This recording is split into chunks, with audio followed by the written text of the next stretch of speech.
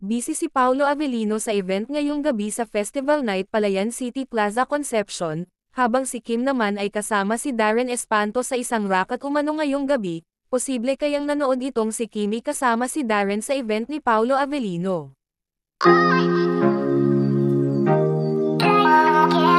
Kanina sa It's Showtime, ay nagkaroon ng kulitan ang mga kapwa-host ni Kimi kung saan, ay namangha itong si Vong Navarro sa buhok ni Kimi dahil sa bagsak na bagsak ito, at makikita nga sa video na talagang hinaplos pa ni Vong ang buhok ni Kim, habang si Ann Curtis naman ay tawang-tawa sa naging reaction ni Vong.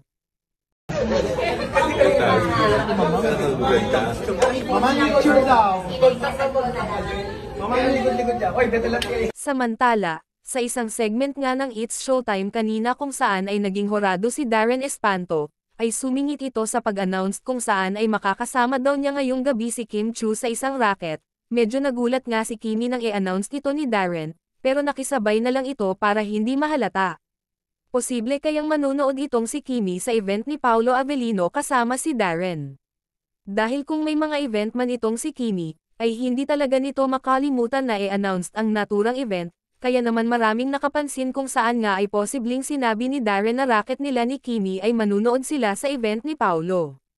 Si Bestie mo. Ano yun? Hoy, mamaya po, Sabi. magkikita po tayo. Kasama ko po si Bestie Kim sa Bel Air, Makati. Bestie ka man din. Yes, racket kami. See you there. Cynthia.